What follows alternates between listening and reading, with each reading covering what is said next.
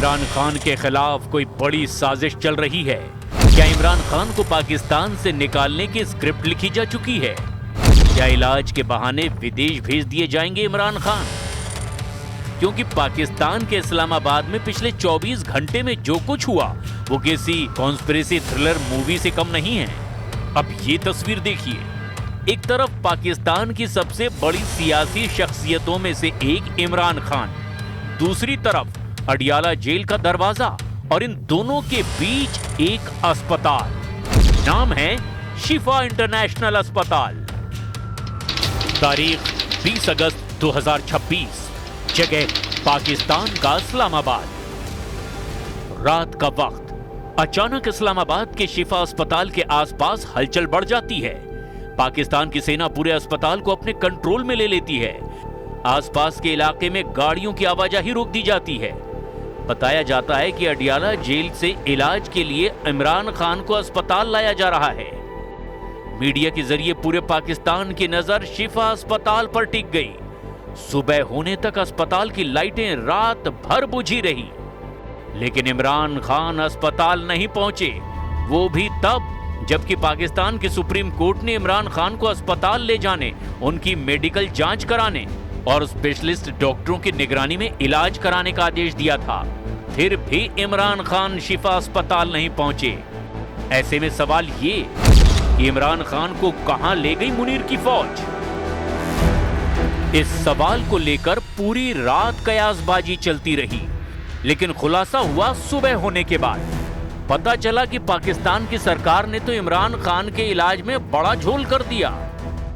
तो सराय के मुताबिक इमरान खान को शिफा के बजाय पिम्स लाया गया और पिम्स से जो है वो उनका चेकअप करवाने के बाद उनको दोबारा अडियाला जेल मुंतकिल कर दिया गया। पाकिस्तान की सुप्रीम कोर्ट ने इमरान खान को शिफा इंटरनेशनल अस्पताल में इलाज के लिए ले जाने का आदेश दिया, लेकिन पीटीआई का आरोप है कि सरकार ने आदेश का पालन नहीं किया और इमरान को Pakistan institute of medical science यानी PIMS अस्पताल ले जाया गया। पाकिस्तानी पत्रकार हुसनैन रफीक का दावा है कि ये सब कुछ महज दिखावा था। पूरा मीडिया जो है वो शिफा के बाहर था और नजरें शिफा पे थी। हर तरफ शिफा पे डिस्कशन चल रही थी। लोग इंतजार कर रहे थे, बेचैनी के साथ इंतजार कर रहे थे, लेकिन इमरान खान को शिफा लेकर नहीं गए। शिफा अस्पताल में डॉक्टर करीब 2:30 बजे तक इमरान का इंतजार करते रहे, लेकिन उनके यहां पहुंचने की कोई जानकारी नहीं दी गई।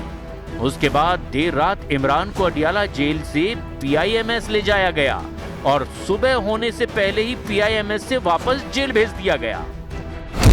ऐसे में सवाल ये है, सुप्रीम कोर्ट का आदेश शिफा अस्पताल का था, फिर इमरान PIMS कैसे पहुंचे और वापस जेल क्यों लौटा दिए गए? दावा है कि एक्सपर्ट डॉक्टरों की टीम ने उनका मेडिकल चेकअप किया। डॉक्टरों की टीम ने इमरान खान को फिजिकली फिट बताया, जिसकी वजह से मेडिकल प्रक्रिया पूरी होने के बाद सुबह 5 बजे उन्हें वापस अडियाला जेल शिफ्ट कर दिया गया। जजेस को फैसला करना होगा।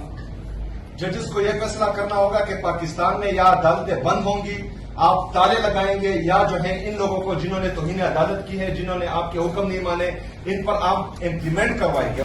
लेकिन कहानी यहीं खत्म नहीं होती। खबर इससे भी बड़ी है। खबर ये है कि पाकिस्तान की सरकार इमरान खान को इलाज के लिए विदेश भेज सकती है। पाकिस्तान के मंत्री तारिक फजल चौधरी ने बड़ा बयान देते हुए कहा कि जरूरत पड़ी तो इमरान खान का विदेश में इलाज कराया जाएगा। हालांकि इमरान खान की बहन उज़्मा खान ने पाकिस्तानी सरकार और फौज पर बहुत बड़ा आरोप लगाया है। उज़्मा खान ने कहा कि मुलाकात के दौरान इमरान खान ने उनसे कहा कि मुझे भी वैसे ही मारना चाहते हैं जैसे मिस्र के राष्ट्रपति मोहम्मद मुर्सी को मारा गया था।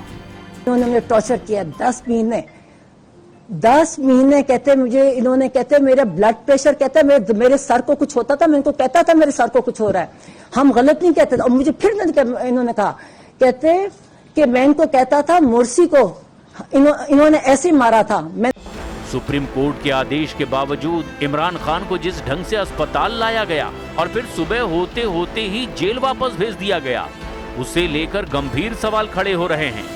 सवाल ये कि क्या इमरान खान के खिलाफ मार्शल ने बड़ी साजिश रची है? क्या कप्तान को पाकिस्तान से निकालने की पूरी तैयारी हो चुकी है? क्या अब इलाज के बहाने विदेश भेज दिए जाएंगे इमरान? अगर हां, तो ऐसे में एक सवाल यह भी कि इमरान के फॉरेन ट्रांसफर की स्क्रिप्ट किसने लिखी? क्योंकि इमरान खान को जेल सिर्फ एक कानूनी मामला नहीं है, पाकिस्तान की सत्ता और सियासत की लड़ाई भर रही है।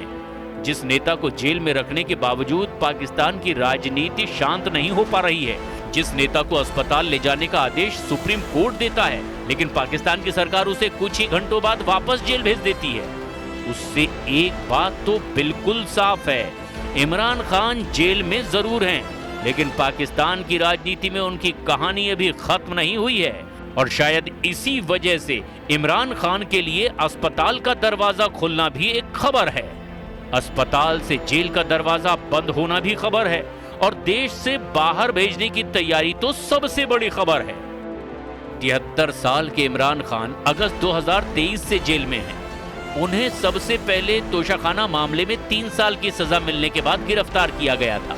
इसके बाद उन पर सिफर अल कादिर ट्रस्ट और इद्दत निकाह समेत कई मामले दर्ज हुए। इमरान खान को जेल, फिर बेल और फिर जेल की कहानी शुरू होती है।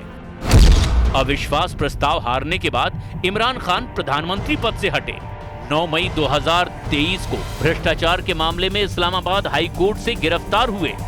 मई 2023 को सुप्रीम कोर्ट के हस्तक्षेप के बाद जेल से बाहर आए। 5 अगस्त 2023 तोशाखाना केस में 3 साल की सजा हुई तो दोबारा जेल भेजे गए। जनवरी 2024 तोशाखाना केस में 14 साल और सिफर केस में 10 साल की सजा हुई। फरवरी 2024 अवैध निकाह केस में इमरान खान और बुशरा बीवी को 7 साल की सजा हुई। हालांकि अप्रैल से जुलाई 2024 के बीच कई मामलों में राहत मिली, लेकिन दूसरे मामलों की वजह से जेल से बाहर नहीं आ सके। दिसंबर 2024 9 मई 2023 की हिंसा से जुड़े मामलों में इमरान खान पर आरोप तय हुए। 17 जनवरी 2025 अल कादिर ट्रस्ट केस में इमरान खान को 14 साल और बुशरा बीबी को 7 साल की सजा हुई। 20 दिसंबर 2025 एक दूसरे तोशाखाना केस में दोनों को 17 साल की सजा। और 18 अगस्त 2026 को सुप्रीम कोर्ट ने इलाज के लिए इमरान खान को जेल से अस्पताल भेजने का आदेश दिया, लेकिन पाकिस्तान की सरकार ने इमरान खान को अस्पताल से फिर वापस जेल भेज दिया। इमरान खान की पार्टी पीटीआई ने आरोप लगाया कि इमरान को राजनीति और चुनाव से दूर रखने के लिए ऐसा किया गया है और ये भी सरकार और फौज की साजिश है। दरअसल कुल 4 सूबों का पाकिस्तान सुलग रहा है। बलूचिस्तान से सिंध तक, लाहौर से गिलगिट बाल्टिस्तान तक विद्रोह उबल रहा है। पीओके में बगावत की आग सुलग रही है तो बलूचिस्तान कुछ ज्यादा ही जल रहा है। अब तक बलूच लड़ाके मार्शल मुनीर की फौज को पीटते आए हैं, लेकिन अब खैबर में तहरीक तालिबान पाकिस्तान ने भी पाकिस्तानी सेना के चीथड़े उड़ाने शुरू कर दिए हैं।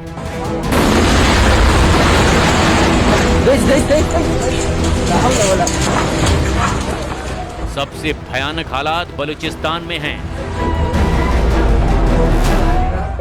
तुम हम गरीब लोगों का बच्चों को पकड़ के मारते, जाओ, तुमको दहशतगर्द दिखाई देते जाके पकड़ो। हम मना नहीं करते, हम अपना गरीबी करते इधर, तुम हमारे बच्चों को लेके जाते, हमने दहशतगर्द पकड़ा, तुमको नाम कमाना है, जाके बड़ा दहशतगर्दों को मार दो, हमको कोई काम नहीं है। तुमने क्यों मेरा बेटे को मारा, क्यों तुमने ये रमज़ान का महीने में हमको मीडिया में तमाशा बना दिया, क्यों बना दिया? हम कभी भी कभी भी मैं अपना फोटो तक नहीं निकाल, तस्वीर तक नहीं निकाला, बच्चों को नहीं छोड़ा। मैंने बोला मेरा तस्वीर नहीं निकाला। मैं अभी आजकल मैं मीडिया में घूम रहा हूँ, ये क्या है? बलूचिस्तान लिबरेशन फ्रंट ने पाकिस्तानी फौज पर हमले का एक वीडियो जारी किया है। बीएलएफ का दावा है कि 12 अगस्त को खुजदार के वद इलाके में फ्रंटियर कॉर्प्स के काफिले पर घातक हमला किया था, जिसमें पाकिस्तानी सेना को भारी नुकसान हुआ।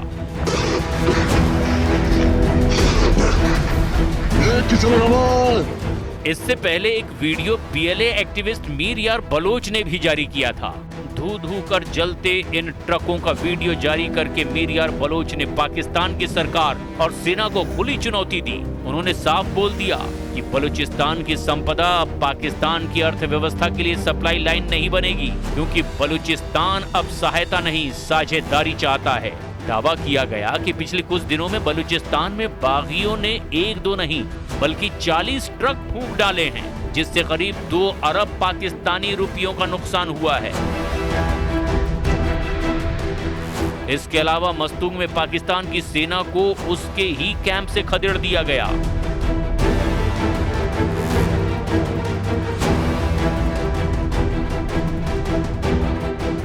तो बलूचिस्तान के बागियों में से एक बीआरजी ने रेलवे ट्रैक को ही उखाड़ फेंका और तो और विद्रोही लड़ाकों ने पशिन जिले में पुलिस चौकी पर कब्जा कर लिया, उसे बम से उड़ा दिया।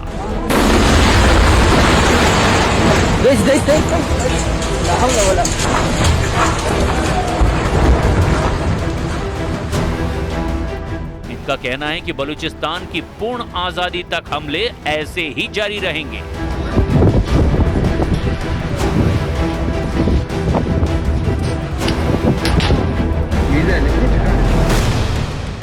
मतलब आतंक की खेती करके दूसरे देशों को दहलाने वाला पाकिस्तान अब खुद खून के आंसू रो रहा है। पूरी दुनिया में आतंकवादियों के सबसे बड़े पनाहगाह माना जाने वाला पाकिस्तान अब खुद की लगाई आग में झुलस रहा है। शहबाज से सरकार और मुनीर से फौज संभल नहीं रही। पाकिस्तान के नाकाबिल हुक्मरानों को अपने गिरेबान में झांकने की अब जरूरत है, लेकिन वो बिना सबूत के दूसरों पर ठीकरा फोड़ने में लगे हुए हैं।